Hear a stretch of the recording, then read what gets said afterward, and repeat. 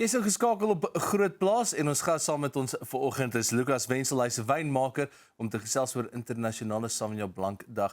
Lucas, goeiemôre en welkom op Groot Plaas.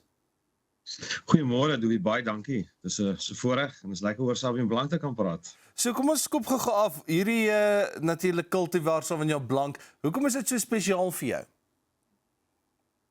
Ag, ek werk al jare met dit en dit as toe ek begin het in die bedryf was dit die eerste cultivar wat ek regtig verlief geraak het op en ek is baie bevoorreg om by Grootepost te kan werk waar Sauvignon Blanc die hoofcultivar is, ons grootste cultivar en ook die beste cultivar in 'n mate kan my sê. So vir my is dit passie om te werk met Sauvignon Blanc, definitief. En dis 'n cultivar wat baie gewild is in Suid-Afrika. Jy weet, dis Suid-Afrika se grootste enkelversnit cultivar gebotteleerde wyn. So ja, die sukses van Sauvignon Blanc is groot in Suid-Afrika. So dis 'n taamlike veelsidige cultivar natuurlik Sauvignon Blanc en hoe beïnvloed dit jou wynmaakstyl? Kyk, ek is hier in Darling. So ons kyk na daar's verskillende style wat 'n mens kan maak. Ek is bevoorreg om in een van die wat baie belangrik is, jou maritieme omstandighede is baie geskik vir Sauvignon Blanc en ek is hier in Darling hier aan die kus, Atlantiese Oseaan. Maak dit vir my makliker om te werk. So mense kan baie verskillende style maak met Sauvignon Blanc, van jou lekker vrugtige Sauvignon Blanc wat vroeg beskikbaar is, dan het jy 'n bietjie meer ernstiger wat langer op die gissmoer lê, of dan gehoute karakterwyne wat meer verouderbaar is. Maar die cultivar is net baie opwindend. Is 'n cultivar met so baie verskillende style en geure. So as ons nou praat van hierdie style, daar's so wat jy gesê het, verskillende se hang af wat jou palet geniet, maar daar's vars style, daar's meer komplekse style. Hoe verskil die twee? Kyk, as jy nou vat byvoorbeeld vrugtig is basies, jy weet wat jy kry, jy mooi jou gewoonlik, miskien jou groene karakter, meer jou tropiese karakters in die wyn. En dan as jy nou meer gaan na die gehout toe, sal dit wees iets wat meer wie die vanilla karakters het, gerookte karakters. Daar so 'n lekker aroma wiel wat ons later sal seker praat oor, maar daar is so baie verskillende karakters in wyn in die Sauvignon Blanc dat dit is ongelooflik. As ek kyk na hierdie wiel, is dit actually ek kan nie glo dat 'n wyn so baie verskillende geure kan hê nie, maar jy beweeg van jou groener styl, tropiese styl na jou meer vanilla style as jy na die gehout toe gaan. So vir my waarmee ek werk wil ek beide van daai probeer in my wyn kry. Daai sea salt sal jy sien, dit is die meer gehoute wyn en ons gewone Sauvignon Blanc is meer die vrugtige wyne wat ons persoonlik maak hier by Grootepost. So kom ons praat gou net dat die kykers bietjie konteks het oor hierdie aroma wiel waarvan jy gepraat het. Daar's 72 geure op hierdie aroma wiel. Van waar tot waar strek dit en wat presies word met hierdie aroma wiel gedoen? Ja, dis 'n baie interessante ding. Ons is Suid-Afrika se leier in hierdie gebied van die identifisering van geure in die wyn. Baie mense sal dink, maar ek wil net die wyn geniet. Ek wil nie al hierdie geure nie. Waar ruik julle al die goed? Vriende van my vra my altyd, hoe ruik jy al die goed? Die wynproe is my lekker, maar ek dink is baie belangrik. Is baie belangrik vir wynmakers om te sien wat is hulle potensiaal. Want as jy iets sien op 'n profiel ding wat vir jou ten minste wys dat wat kan jy verwag in die wyn, help dit baie. So hierdie is 'n projek wat Dr. Karim en ek moet eintlik sê die Stellenbosch Universiteit en die South African Grape and Wine Research Institute saam met Sauvignon Blanc Suid-Afrika en ook befondsing van wyn Suid-Afrika is baie belangrik vir wynmakers, is baie belangrik vir die verbruiker, is baie belangrik vir opvoedkundige mense wanneer hulle praat oor Sauvignon Blanc. En dit is 'n baie lekker instrument wat 'n mens kan gebruik om Sauvignon Blanc aan mense te verduidelik en wat jy kan verwag in 'n Sauvignon Blanc. Nou op daai wiel, ek het nou so vinnig net die grafika gesien van hoe dit lyk. Het jy al bietjie daai wiel bestudeer? Is die buitenste ring die kleur, want ek is 100% seker, ek het iets gesien daar wat sê katpiepie en ek hoop nie dit is die geursel van die wyne nie. Is dit nou maar kleur of is dit 'n ondertoon wat ons kan bederf? Ek weet nie van die bederf nie, maar katpiepie, ja, ek het al gekyk na dit, dis nogal redelik, jy weet, dit is goed wat mense ruik, daar's altyd mos hierdie geure, en dan vra mense, maar, hoe ruik, so ek net al gesê, hoe ruik hierdie goed, maar dit is een van Ja. het, dit is 'n karakter van Sauvignon Blanc, ongelukkig of gelukkig, maar ek dink die katpiepie is miskien meer na die, ek sal nie so opgewonde wees as my Sauvignon Blanc na katpiepie ruik nie, ek dink is meer, ek soek meer die vrugtige geure.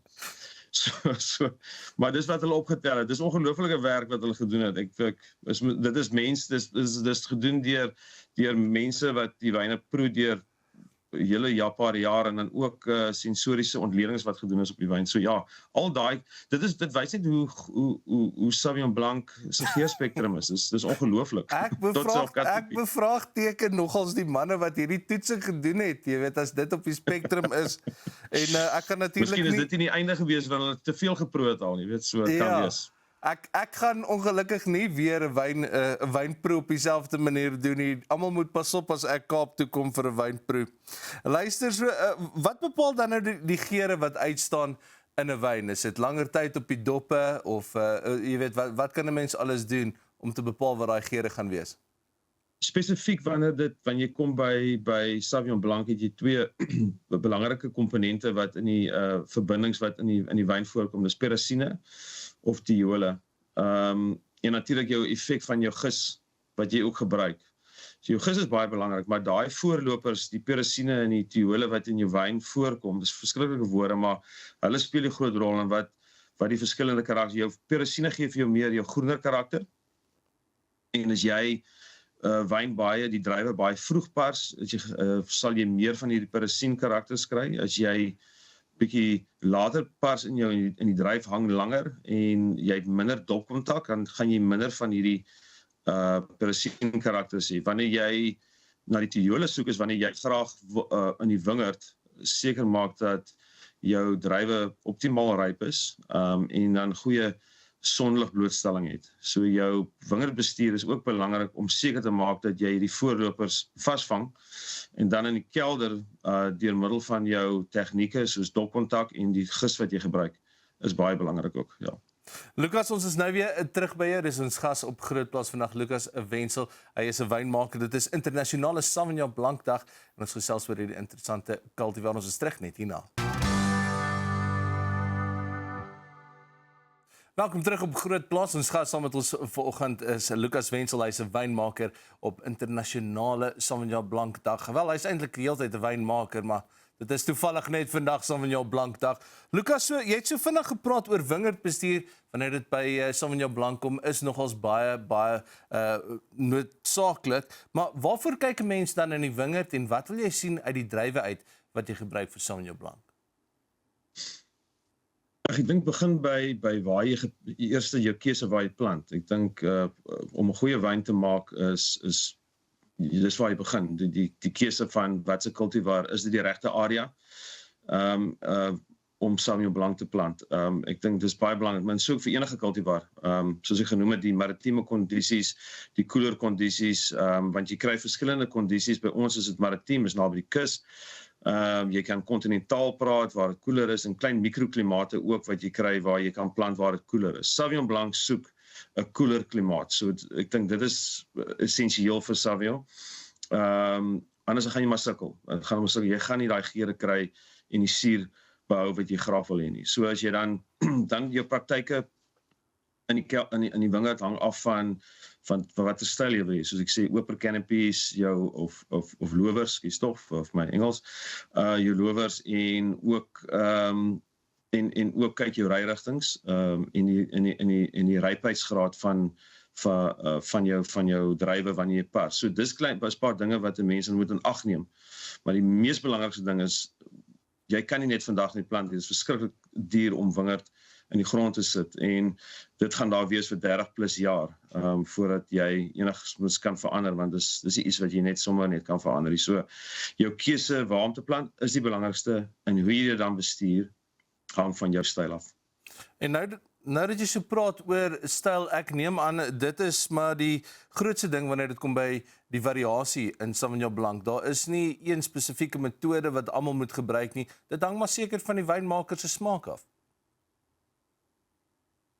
Ja, ek dink dis belangrik. Weet ons as wynmakers het ons eie palette. Jy het geleer of jy wil iets maak wat jy voel uniek gaan wees aan jou styl, wat jy graag wil hê mense moet geniet. En dan ook hoe werk jy met, want jou verskillende areas wat goed is vir Sauvignon Blanc verskil ook in smake en style. En dis die mooi ding van Sauvignon Blanc is die vermoë daarvan om hierdie verskillende style te kan maak. Jy kan dit in 'n maat, kom ons noem dit manipuleer om jou in daai rigting te kry. Maar dit hang van die individu af wat hy graag of sy graag wil bereik met haar wyn of sy wyn, want die mooi ding van Sauvignon Blanc is dat ek dink mense verwag in die sukses van Sauvignon Blanc is mense verwag die vrugtigheid van Sauvignon Blanc. Ek wil net dit ook graag noem, want en ek dink dit is hoekom dit die gewildste enkelversnit kultivar in Suid-Afrika is, omdat dit mense weet wat hulle gaan kry, hulle kan daarmee assosieer. So baie belangrik is dat jy daai karaktertrekke behou in die wyn. Al is daar 'n bietjie veranderings, soos 'n bietjie hout, bietjie ander kultivar wat jy bysit of so iets, en hoe jy speel met dit in die wingerd. So Mense weet wat hulle gaan kry by Sauvignon. ja, altyd 'n goeie konstant en veral Suid-Afrikaanse wyne, Sauvignon Blancs is baie populêr onder ons plaaslike mark, maar hoe vergelyk ons dan internasionaal? Internasionaal is ons doen regtig goed. Dis ook ons grootste enkelversnit uitvoer kultivar. Selfs groter as Chenin. Dit was my snaaks geweest, want Chenin Blanc is tradisioneel Suid-Afrika se grootste aangeplante versnit of kultivar. Maar Sauvignon Blanc is die grootste uitvoer. Alhoewel die volume is afgeneem het in die laaste jaar, maar dis reg oor al die kultivars kon jy sien daar is 'n afname in verkope. Bly Sauvignon Blanc die grootste enkelversnit kultivar uitvoer wyn van Suid-Afrika. Lukas, so net miskien om af te eindig, wat sien jy in die toekoms van Sauvignon Blanc en waar wil jy graag hê moet hierdie kultivar opeindig? Kom ons gee dit so vinnige 20 sekondes.